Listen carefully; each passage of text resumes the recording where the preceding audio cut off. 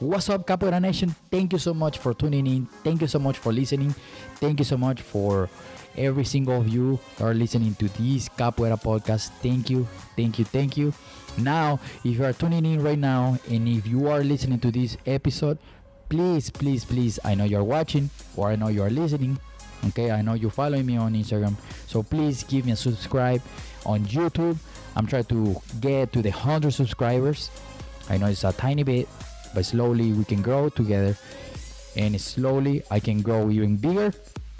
The more I grow, that means more information for you. So soon, very very soon, I don't know when, I'm going to start giving away some capoeira gear. Could be a capoeira hat, could be a capoeira shirt, could be a capoeira something. Okay, so please, capoeira sticker. If you like stickers, please give me a subscribe. Okay, thank you so much for tuning in.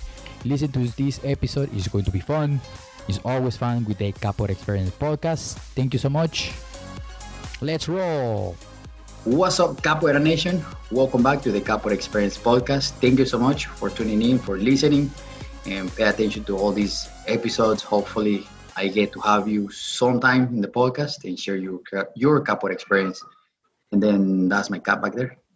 And so now I'm very, very interested to connect with the Capoeira community for everybody listening now, because we have so much information out there, and I think it's really cool for us to connect. And today is pretty much about this, sharing this information, right? Because I got a huge pleasure, and thank you so much for connecting with me, Professor Raul. How are you doing, man? I'm good, thanks. Yeah, thanks for having me on. Yeah. Thank you so much. Thank you so much for reaching out, because if we don't connect, it's hard for us to spread the word. My point with this podcast is for the Capoeira community to share their knowledge and their experience, and I think your experience is really nice. Yeah, no, great job. And you see the podcast spreading free information around the world. It's really awesome resource. So yeah, keep up the great work. Thank you so much. Thank you so much. And before we get into the specific topic for this episode, just introduce yourself so people whoever is listening to this can be like, oh, okay, how? Sure. My name is Professor Raul. I teach within a group called Andioro. My master is Mestre Papaléguas. Nice. And I actually started capoeira in the group Senzala, and I trained in Brazil for a long time. Been going about 20 years now. Nice. And I've been under Mr. Papaléguas for over 10 years now. Oh. And myself and my right-hand man, Professor Cascão, we teach in South London. So if anyone's ever around South London, then please give us a shout and come visit. Nice. Yes, because it's pretty cool to train with people that are going to give you knowledge, and it's not just me loving capoeira and just teaching it. It's completely different approach when you have a background, and when you try to understand some topics like body and how the mind works, and to teach everybody is not the same. Not everybody learns the same. Yeah, I think everyone's got their own story and journey in capoeira, right? And everyone's had influences from different teachers and their own influences and experiences. So, sharing the experience and learning from each other is key. Yeah, especially as a community. And I always say this: capoeira is made to bring people together, and by bringing people together, we can learn from everybody. Doesn't matter level, and I heard many times of capoeira maestros and teachers where they say, I'm always learning. Doesn't matter if you're a beginner, you're always teaching me something. And that's absolutely true. I can relate to that. That's for sure. I've learned my capoeira from many, many different people and influences and experiences and traveling. And I traveled a lot when I started capoeira. Nice. I managed to get to Brazil pretty early on in my capoeira life. After about a year, I was already in Brazil, and I spent a year in Rio and then traveling around. So I have my center where I trained in Rio, but I got to visit a lot of teachers and a lot of batizadas at that time. So I think from very early on, I was getting a lot of exposure from a wide range of capoeira teachers, which was it was really nice, really cool. Yeah, especially when you travel, you get to meet so many people and you make so many friends, and you're like, man, I didn't know that these many people do capoeira. Yeah, absolutely. And at that time, 20 years ago, there wasn't as much around on the internet and on YouTube and things like that. And so you'd hear about these names, people would tell you about this maestre or this professor, and the only way to see them was really to go and find them. That led to some real adventures in the early days, and that was, I sound like an old man saying this, but that was great and all part of the experience, and probably led to a lot of what we're going to speak about today. So so those early days were really important. Yeah, for sure. Do you started like around 2000? Yeah, I think 99 I started in the UK. Cool. In the UK at that time, I think there was about 3 teachers in the whole country. It took me about 18 months to find one and to start training. So it was a bit of a slow start. But once I got going, then I was really keen to just jump straight in, and that's when I ended up going to Brazil. That's pretty cool. Yeah, because so we pretty much started at the same time. I started in 2001, and we started pretty much when YouTube started coming out, and we barely have probably like, I don't know, videos that last like 1 minute, 2 minutes, and watch capoeira videos by then. I was like, man, this is so cool. We can see all this stuff. We see these rodas, and you have to play like 10 videos to see like half of them. Yeah, videos were gold dust back then. It was like if someone had a video, it would get shared around, and you'd go around people's houses to watch it. And VHA cassettes, and that's right. Like, man, you got the roda. Let's go out. Let's watch this roda for hours. Absolutely, and you'd end up watching the same roda again and again and again because you had so little material to work with. So yeah. And you have to like stop the whole machine, go back 10 seconds. Okay, it's right here. And then it was fun time. Absolutely, yeah. And then what will be your social media for people to find you to see your work? So our group is Capoeira Bromley, which is spelled BROMLEY. Okay. You can find us at capoeirabromley.com. Same handle for our Instagram account as well. Nice. And you guys can go there, follow, and check the Instagram. There's a pretty cool information there. And through the Instagram, you can get through to the blog, which that will be the next topic, which is the next question. You mentioned that you have a blog, a capoeira blog, right, on your website. That's right. Yeah, I started the blog really I think writing.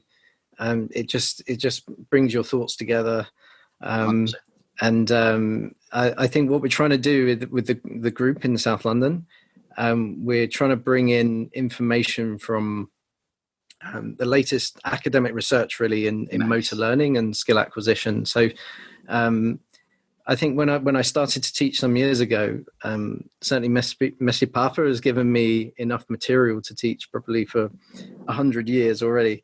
And he's always giving me new things. So that's not a problem. But the question I was asking myself was how should I teach? Yes. What's the best way for me personally to teach? And where do you start, and how do you start, and what do you do first?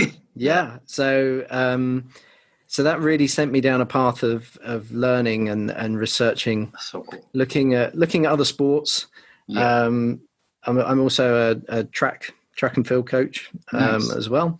So I've got some influence from there, but also looking at the academic side, and I got into this whole realm of skill acquisition, which I didn't even know existed, and read lots of books and lots of podcasts and things like that, and connected out with some other coaches who were sort of using newer methods. And through those, I started to figure out a way of how we wanted to teach, and that's so what cool. We've been doing and developing the last sort of 3 or 4 years. So that's awesome.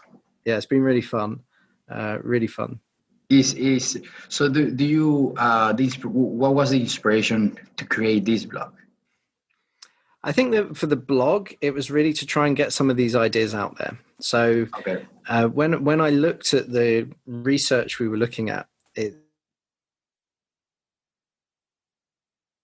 interesting because it actually comes from researchers from the 1920s, the 1960s, and more recent researchers are sort of bringing this together and forming methods of teaching. Okay. So I think if you go back in time and you look at a researcher called Nikolai Bernstein, he was in Russia in the 1920s, and he was looking at how metal workers were performing tasks. And what he really started to question was this idea of repetition, and this repetition of a perfect technique. And this is I got struck by your podcast a couple of weeks ago, because you were talking about the amount of repetition needed in capoeira, and there's no question we need a lot of repetition to acquire skill, especially in capoeira. But what he started to question was actually what was happening was repetition without repetition. Nice. So they were repeating their skill, but they were never doing the same thing twice. Good point. Very good point. Yeah. Because the body's too complex for that. So, yeah. And the other thing he proposed was that when we learn, we actually learn by problem solving.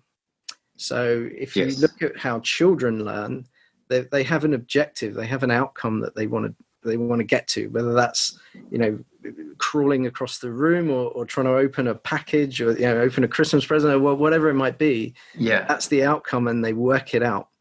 And they're not given a set of instructions. They configure their body, and they try and work it out themselves, and that's how they learn and develop. And Bernstein was very into this. And the other research that I sort of delved into was a professor in the States called James Gibson, and he was all about sort of how we perceive the world. Okay. And he again questioned the thinking at the time. The thinking at the time was the brain creates models of the world, but he actually said what we do is we perceive the environment around us. Yeah. And then we interact with that environment, and then it becomes very, very, very personal, because you interact with it depending on your own capabilities. So, for example, we can see, you and I can see the same object, the same environment, but we see different opportunities within there. 100%. Yeah. So if I'm in, sometimes if you're sitting in an airport and you see like a big space or something like that, I see a space and I think, wow, wouldn't it be cool to do a harder in there? Or do yeah. Another guy just sees it as a space for him to get to his gate, right? Or, I might see a chair and I think there's a nice place to sit, and yet someone that maybe does parkour thinks that that's a great place to flip over, Yeah. So that's a good point. That's a really good point. Yeah. So depending on our experiences and capabilities, we see things in different ways.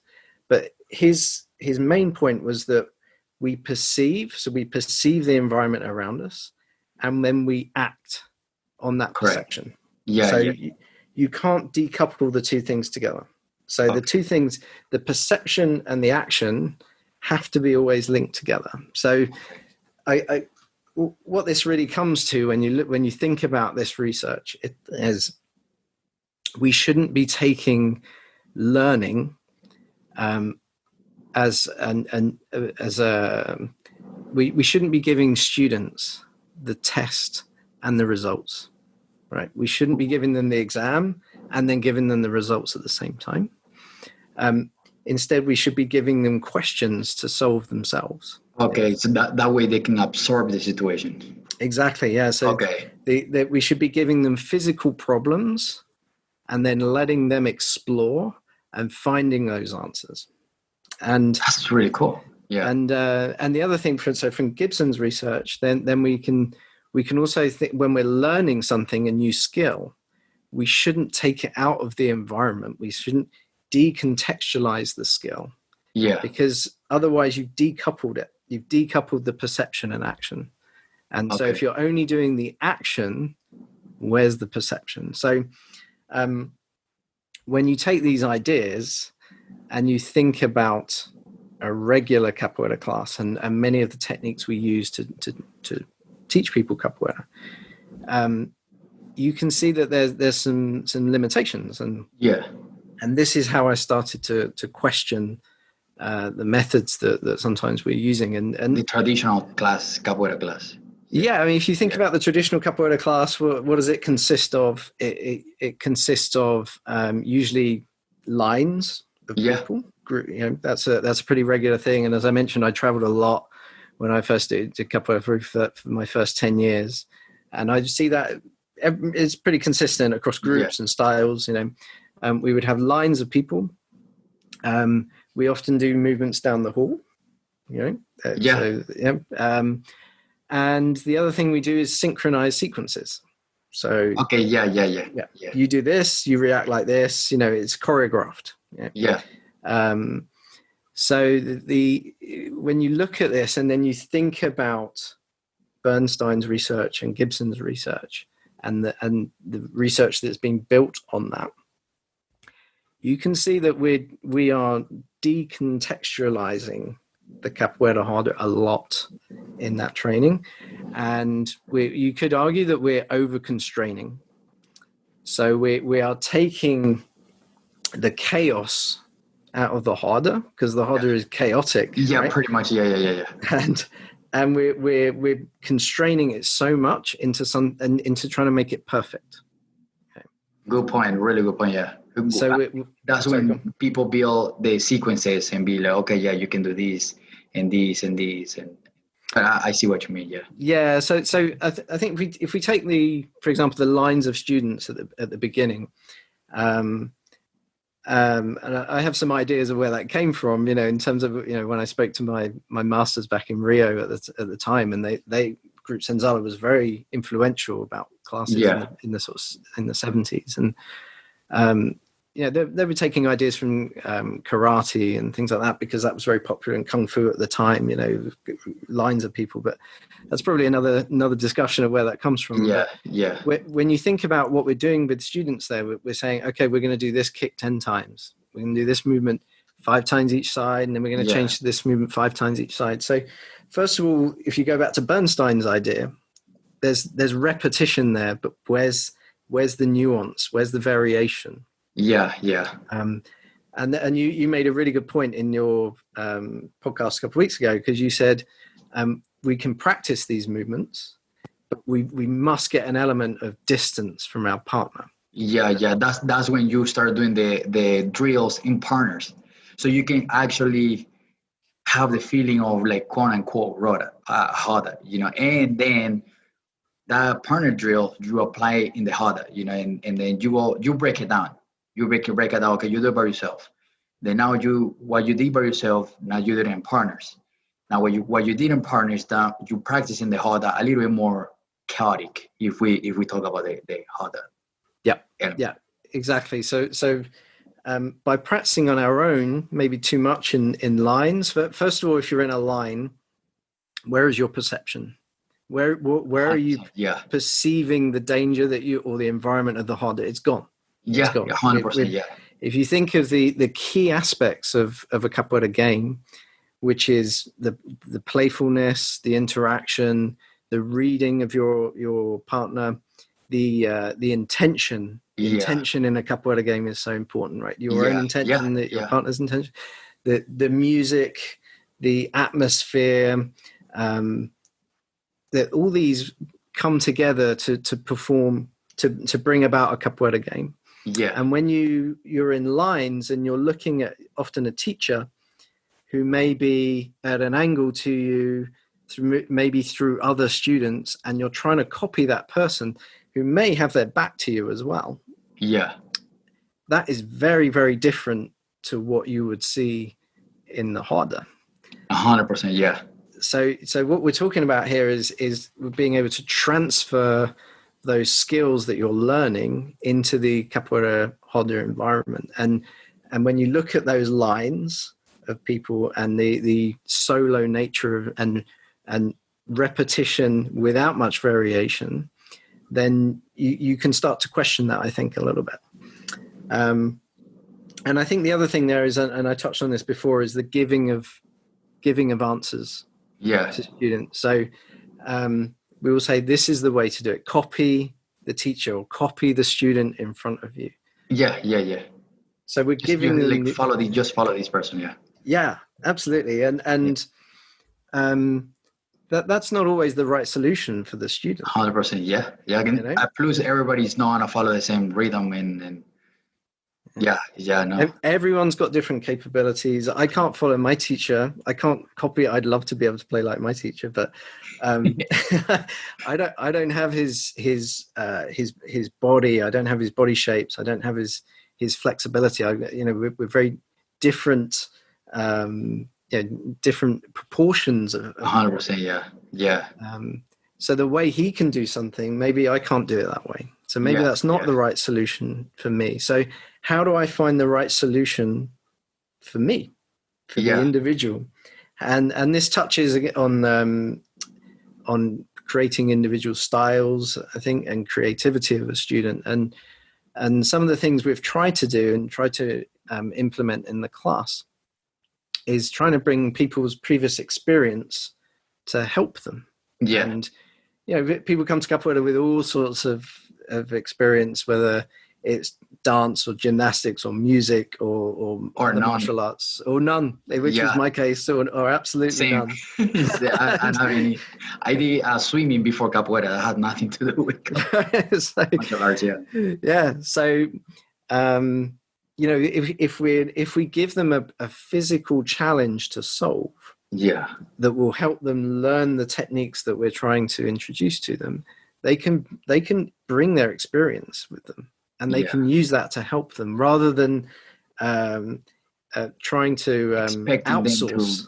You're almost trying to right. I'm not going to think. I'm going to outsource to the teacher. Yeah, and he's going to tell me what to do, and I'm just going to follow him. Right? Yeah, and that's taking a bit away, I think, of opportunity away from students to develop in their own way. Plus, what I see also from that is, again, not everybody's gonna be capable to follow a person. So if there's an advanced person in front of you, let's say you have a class of 6 people, and what if you have a no advanced person in front of you? How you expect to follow that person? So it's like, by you saying Malo y French is this side, but this person is also getting Malo y French. How do they follow this person if this person doesn't even know what it is? Exactly. And I think actually when I see some classes, and sometimes I pause a video, and if you always look at the back, that's where all the beginners are, and especially in a big class or a workshop, and they're usually stopped. They're often stopped. They're looking around. They're a bit lost, or they're behind. Yeah. And you look at that and you go, that's you're trying to introduce a lot of complexity there, and for those guys at the back, and the small guys. I'm a small guy. Trying to look over people's heads. It's I'm a small one too. Yeah. So I think that the lines for me was a problem, and the choreographed sequences. We also started to challenge. Now this comes to Gibson's ideas about the perception and action, and trying to if you've got a choreographed sequence, then that's very different from a capoeira game in terms of what you're perceiving, what you're trying to perceive from the other person. So if I know a meio de compasso is coming, and I know which way it's coming, and I know the esquiva the teacher has told me to do, then there's not a great thought process there. And I've just got to do it at the right time, and I won't get hit. So, and we're looking for transfer into the harder. So we're looking for the student to be able to perceive what is coming without knowing what is coming. So we have to have an element of chaos, and it's up to the teacher to decide how much chaos we need at that particular point for that student to be able to recognize the movements and recognize a response, an appropriate response. And that's where exploration comes in, because for students to know what is an appropriate response and what works and what doesn't work, we need for them to explore.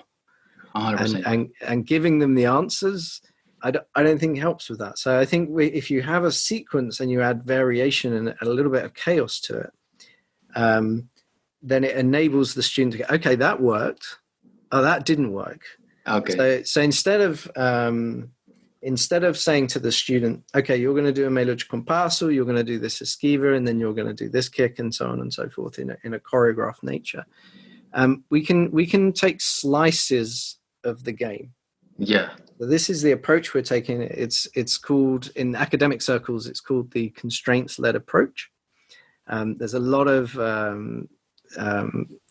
literature on this, and it's becoming more and more popular in other sports that we should be looking to see how they're introducing this. And essentially, they call it slices of the game.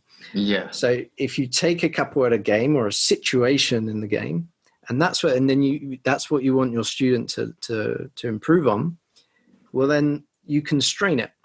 Yeah. Yeah.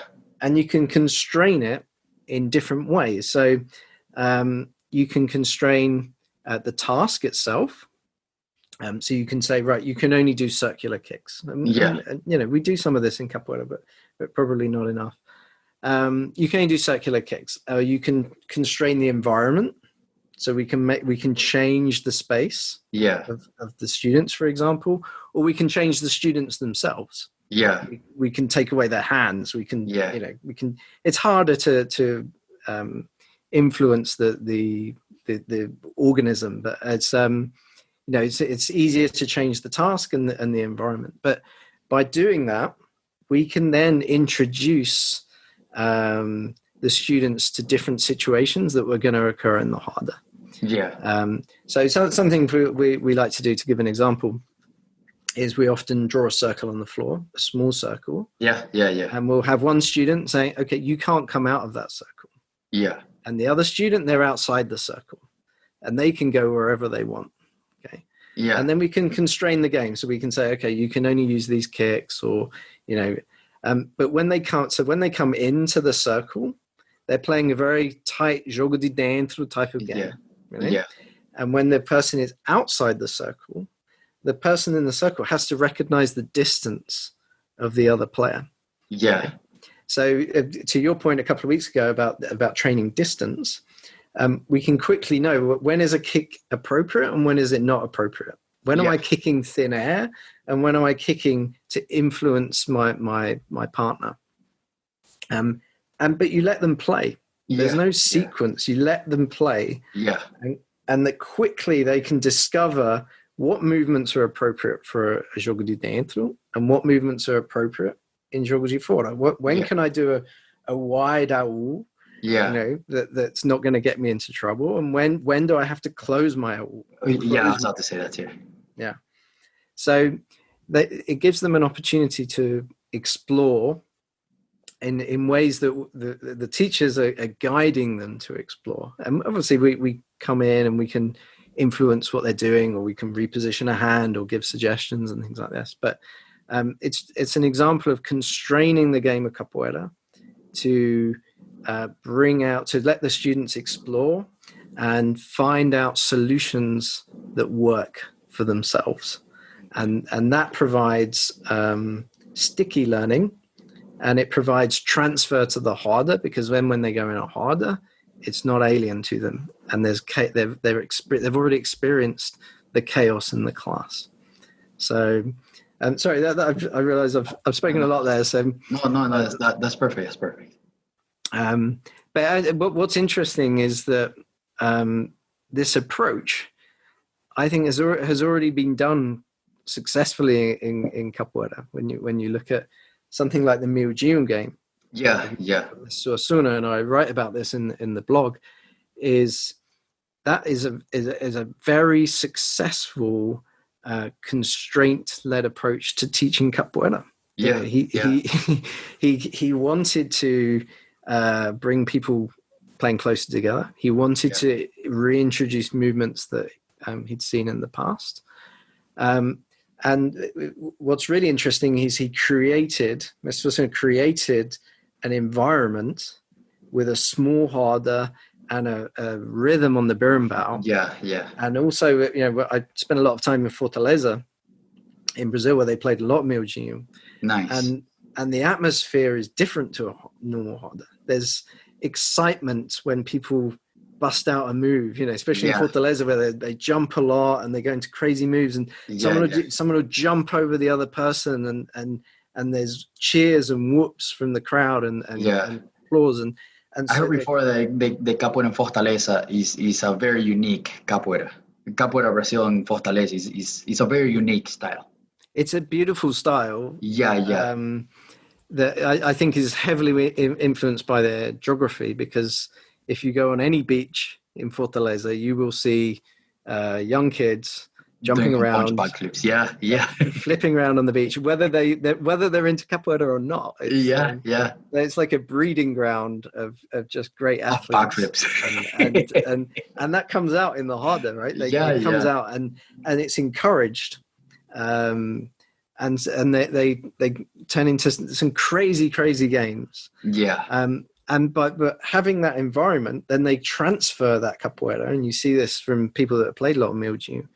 That style is transferred into their other capoeira games. Yeah.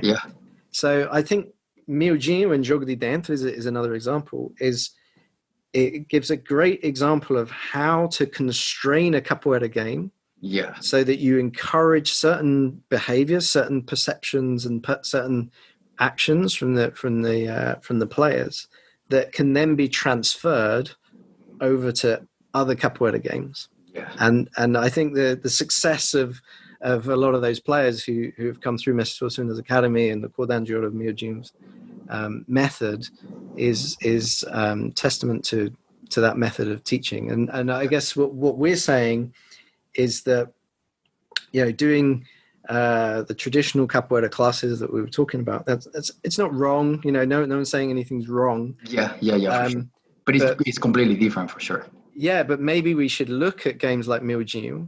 And actually, have a lot of the class in that kind of game. Of a constrained game where we're giving students opportunities to explore and problems to solve.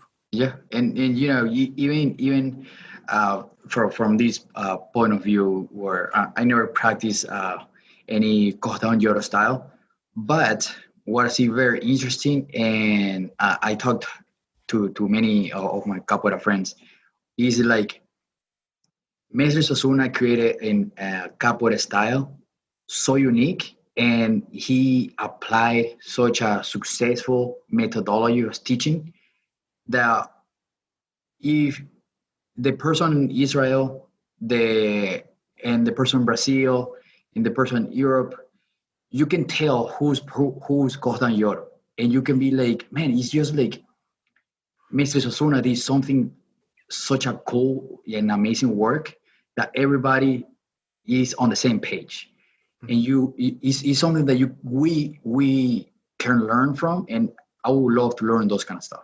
How, and you can adapt that. Doesn't have to be exactly like that, but you can adapt and be like, okay, this works. How can we apply it on my work and see how can I adjust it for my way to do stuff can work.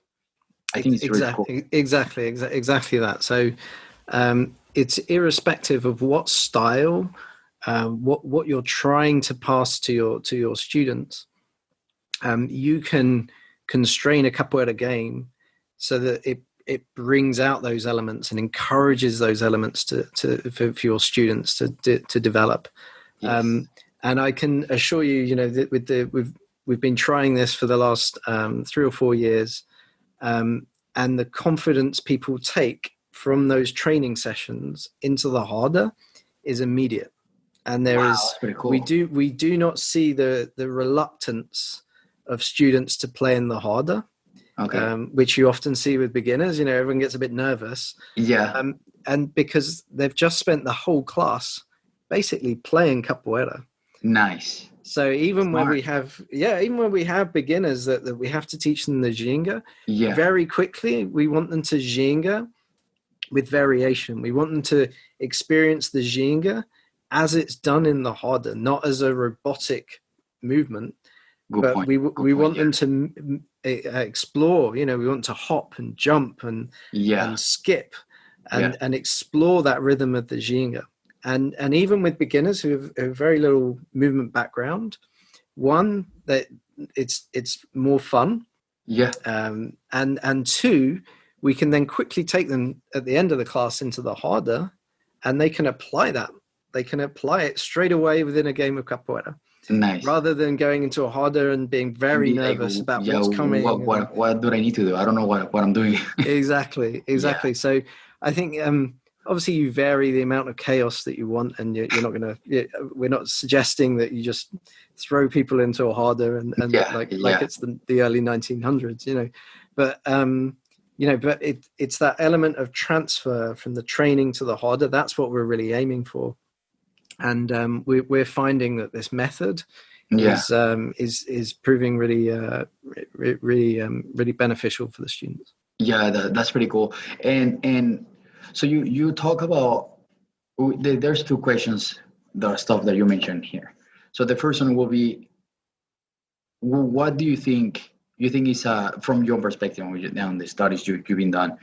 You think is really good for us to build like a small sequence, or how many movements we should have in a capoeira sequence? Because, for example, like in my class, I always tell my students, I don't usually teach more than 4, 5, 6 movements in a sequence, because that sequence might not work in the capoeira harder. And then if you are like, okay, well, if I'm a student and I'm like, oh, I can play, I'm gonna use this sequence in the harder, and the way you teach me a sequence, it does not work. But it can work to put movements together, which is different approach.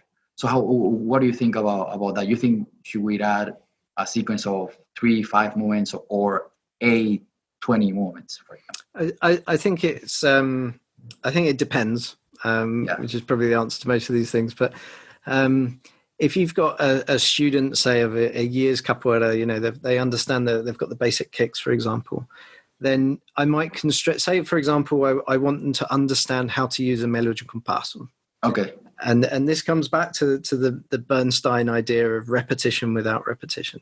Yeah. I want this person to do a lot of meio de compassos in this class. Yeah. But I want them to learn how to use the meio de compasso in context of the game. Correct. So I'm going to constrain this game and say, okay, this person can use 3 different types of kicks. You can only use the meio de compasso. And then I might constrain the task a little bit more and say, and that person's always going to kick first. So now they're experiencing the meio de compasso as a counterattack. Nice. So in this way, that they've got different kicks coming at them from different angles. Okay, there's no sequencing. The person might kick a queixada or an armada or whatever. And this person can only respond with a meio de compasso. And you'll notice that because they're not mirroring in the ginga, they're playing. Yeah. They will find out very quickly that they can do meio de compassos really well from some bases, and some other bases it doesn't work so well. It won't work. Yeah. So they're finding that out for themselves. I'm not telling them. And then I might take away one of the constraints, and I might say, okay, now you can start. You can be the first attacker with the meio de compasso. So now they've got to find how can they enter the kick. Yeah. Where are the different? What's their distance? What can they fake it? Yeah. And then go into a managed get. Can they? What we often do is we'll say, okay, first of all, you've got to do some ginga motions. So maybe a skip to the right, skip to that. Can you change the angle to your opponent before you kick? Yeah. To make it harder for them to react. And so at the end of that sort of half an hour, 45 minutes of playing, that person has done tens and tens of meio de compassos. Yes. And their partner has trained 3 different kicks in all different types of ways, but none of those kicks were the same. And that's they were all, some of them probably worked, a lot of them probably didn't work. And in a way, I want the ones that didn't work, because that's when they're going to know, that didn't work. I'm not going to do that again. And that's when they're learning. And I think that's what we, as teachers, what we want to see is we want to see good kicks. We want to see good performances. We want to see nice kicks. We want to see 100%, successes. Yeah. But actually, what we actually really want is our students to fail, because that's when they're going to learn. So we're not looking for them to be perfect. And actually, when a student comes out of the class and we see that they've got their kick has really improved, you know, because they've done like 100 armadas on the pad, and we go, wow, look at them. But actually, what that learning, what the research shows us, is that learning falls away very quickly. Yeah. Whereas if you've got if you've done 100 armadas, but 100 different armadas, and some of them didn't work, and some of them came from bases that didn't work, and some of them were at the wrong time, and some of them were too far away, and some of them were too close, but you got one right. And it was spot on. It was, the timing was right, and you caught out your partner. Then that's the moment when we learn. That's when the penny drops. And that's when the student has really learned something from that scenario. So I think that's what I would say is, it depends on the student. And so, for example, when my partner in crime, Professor Cascal, if he's playing, he's got 20 years of capoeira. I'm not going to constrain him to maybe one kick. For sure, 100%, I'm going to give him maybe more options. But maybe he's exploring an acrobatic move, or he really wants to work on a particular move. Then we might start constraining him and say, okay, well, you've got to introduce this move into this game. Right? Yeah, now it's time to apply it. Yeah, so see where you can apply it. And again, he'll find moments when I've done the move, it didn't really work, or it was out of time, out of sync, but he's exploring for himself. For sure. And that's what's going to create a good learning environment. Yeah, no, I agree with the part of, like, you can repeat 100 armadas, but probably one is the one that is going to work. And we're on the same page of repetition with variation. Because in a capoeira game, how many melody Frenchies you can do? It can be melody French, but melody French has different way how to do melody French. Or queixada, you can do many. It's just like in capoeira, is so many variations on everything. The jinga can be different. You can switch it up.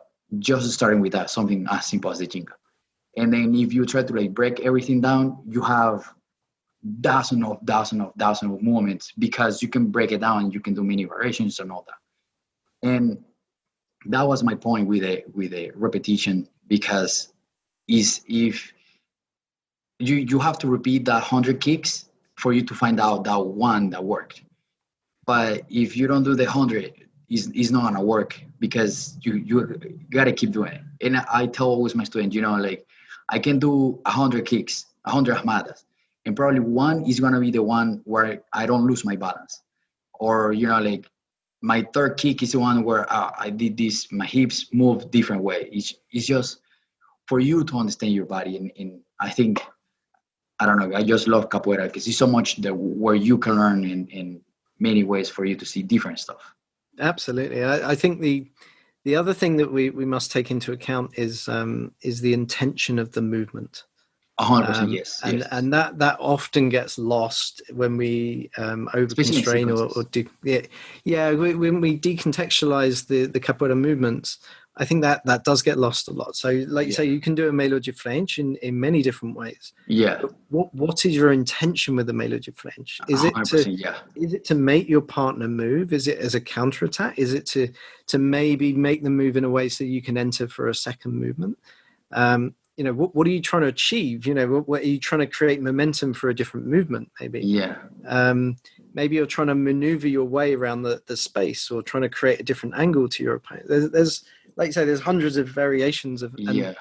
And for a student to learn those different intentions and to understand the intention of their partner as they need to in the harder. You can only get that from a contextualized training scenario. So I'm currently writing a blog on the Jinga at the moment, and intention is one of my key pieces of that piece, because it's such a crucial piece to the capoeira game.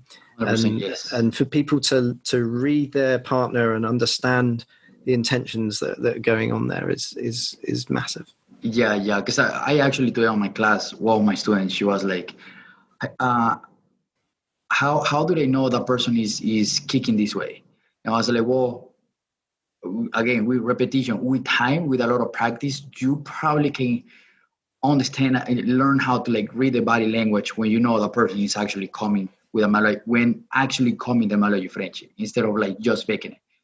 And then again, the intention, you have you have to be confident in what are you doing so you can actually make the person move where you want them to move. Yeah. I think the other thing there is to um, the repetition without repetition and the variation that we need is because when you play in the Hodder, no Hodder is the same. 100%. And Yes. Yes. you might be on a different surface, you might have different people watching. We've all been in that situation Yeah. where Messi Accordion or Messi Suno or someone that you admire is watching or playing the berimbau, and you Oh. go in and you have your worst capoeira game ever, right? Because Oh my you God. tense up and you Yeah. don't play properly, and so we have to experience different harders and different. And I mentioned this in the blog that today's teachers are traveling the world and they're going around and giving workshops around the world, and they are getting variation on tap. They are playing Yeah. different people in different cultures, in different harders with different energies, different intentions all the time, and that is just the perfect training scenario for for these professors and maestros who are lucky enough to experience this. So that's super important. Is to that, and maestros talk about this all the time, right? Try and play with different people. Yes. 100%. Different harders, go and visit other groups, all that sort of thing, and there's a real learning piece to that. And when you look at the research, it makes sense. Yeah. It's funny that you mentioned that because I always tell my students, whenever, and it's pretty much like one of my first rules for capoeira, right, for my class, and I always tell them, whenever we go to an event, do not play with yourself. We like, we us. Mm-hmm. You always 100%. If it's a partner training, grab somebody else. Don't grab somebody that you already train class because you already know how they kick and you already know the person. Plus, you get to meet a new person and then just different experience. Is just always play with somebody that you don't know. Absolutely, couldn't agree more. Yeah. And the last two questions to wrap it up. What would be the goal you goal for this blog? Well, what do you say, like, for example, like my blog, my goal with this podcast is, besides connect the capoeira community, for everybody to learn from people like you, that you have a really amazing perspective of how to teach, and for me to learn, because I love learning and I love applying this to my class. So what would be the goal for your blog? I think it's first of all to put these ideas out there in capoeira, and these ideas are present and gaining traction in other movement fields and other sports. There's a lot of research now, and a lot of sports are catching on to this, and younger coaches are developing this. And so I think for me, it's really hard, to give a lesson in this way. Is it sounds very easy, like when you think about it, you just go, oh, well, you just take the harder and you just give them a game. But when you really think about when you think about what you want that student to learn in that session, and then you're going to try and think of a method for them to learn it themselves, to create a task and an environment and a challenge for them that's just at the right level that they're going to learn. That's really tricky. And if the blog can encourage people to try this and just try it out in a portion of the class, or just try and create some games that this might work with, and that game element is really important, by the way. To have students playing is important, because that's a great tool for learning. But if other teachers can try this and we can share it, then all the better, because I certainly don't have all the answers for this. So I think the more people that are trying it, And the more we can connect and share these ideas, I think we can really help Capoeira students. Yeah. And at the end of the day, we all want the same thing. We just want to pass this to the next person, and to that person to have fun, to explore all these. But we have to be conscious of, like, not everybody learn the same, or like you said, you come as us as a leader of the class. You come to class and you're like, okay, I'm going to teach Malo y Compasso today. Okay, what are the variations for that Malo y Compasso? Okay, in class now I have 5 people. One person have 2 years. One person have 5 years in capoeira. The other person just started. This their first 3rd week, and it's just a lot of elements that us as an instructor or teachers or messages that have to think about when we want to present these to students, because not everybody's gonna perceive the moments the same way as we did it, or everybody just learned different. It's a really cool thing to see from this angle. Yeah, exactly. It's about helping each individual in the class, challenging them enough, and putting them right on that precipice between what they know and what they don't know, and just giving them enough chaos from the harder, that they can transfer it to the harder. And our aim, Professor Cascal and myself, our aim that when we started teaching a few years ago was, we will judge our group by the harder that we have. And if we all we want is a great harder, and if we've got a great harder, then our group is a success. So, nice. And I think this is proving a really good way of getting a good harder, because, like I said before, people can quickly transfer their learning and apply it to the harder environment. Yeah, that's why I love recording my harders, because I can show my students and be like, okay, like, look, this is the hand I'm talking about, where you can fix a little bit, or you were a little bit off angle here, and you can see yourself doing what your teacher is telling you that you are doing, so you can understand what you're doing. Yeah. And that's the challenge. You watch the video, you see what they're doing, and you think, okay, I'd really like to change that. So how can I get them to explore that? And it's not about them finding the technique that I want to give them, the perfect technique. It's about them finding their own method within the principles and guidance that of my teachers' philosophies. So we're not letting everyone just do what they want. We're still going with the philosophies and teachings of my maestri. It's just, how do they get there? And it's very tricky, but it's really, really fun. I think that's what I love from teaching, and I love the haha moment. It's like, oh, I got it. It's like, oh, okay, I understand now. Mm-hmm. It's just really cool. And then the last question to wrap it up: one single advice for the capoeira community. Oh, you put me on the spot there. I think to be open-minded. I think nice. I think that's why I suggest here that to do this takes it means putting your ego to one side, because you turn up to class and you're not the main attraction. You're not the guy that's saying, I've got all the answers. You're not the guy 100%. That everyone's going to follow. And so you have to put that to one side, and you have to be open-minded and confident that the games that you create are going, and some of them just completely fail, by the way. Some of these games, they end up as a disaster. But the games that you create are going to help your students explore, and you have to really resist giving them the answers all the time.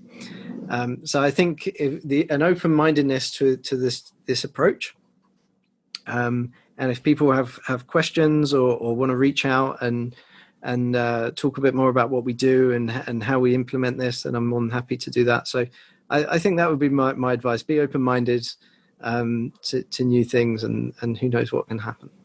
Yeah, no, that's awesome. That's perfect. Is once, and not just for capoeira, even out of capoeira, when we leave our ego, or just like we tell our ego, like, hold on, calm down, I gotta learn this, I want to learn this, is it's a like haha moment, a moment, haha moment when you like, oh, okay, I get it now.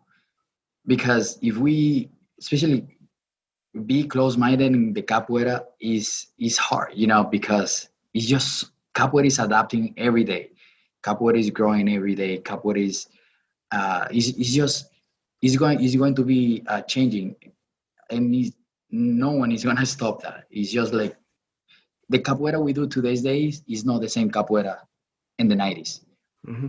And it's going to keep changing, and being open-minded is the best way for to not get your feeling hurt. I think so. I think so. Yeah.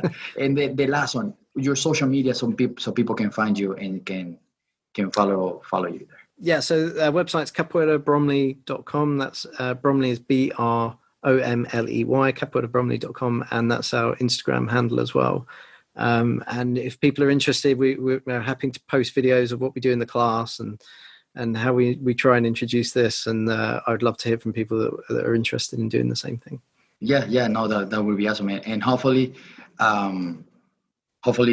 we get a lot of people connecting there, so they can also learn from your experience.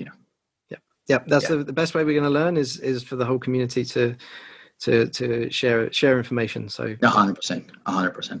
All right, man. Thank you so much. Thank you so much for connecting, for reaching out. Because I after I saw what you put on the blog is really, really awesome. And if somebody is listening to this and get a chance to go check it out, definitely go check it out. Well, thanks very much for your time and having me on, and really appreciate it, and keep up the great work. Yes, for sure. All right. Thank you so much, man. Thank you so much for listening. Thank you so much for getting this far. Remember, please subscribe, give us a thumbs up on Facebook or YouTube. Please subscribe to the YouTube channel. This is going to help us and help me to get bigger numbers and bigger subscribers so we can give more information. Okay, please, if you're listening, I know you're listening, I know you're watching, please give me a subscribe, give me a like. Okay, I know you're watching right here or listening. All right, have an amazing day. Thank you so much for tuning in and listening every single episode, especially the episode we just did. All right, thank you so much. Peace.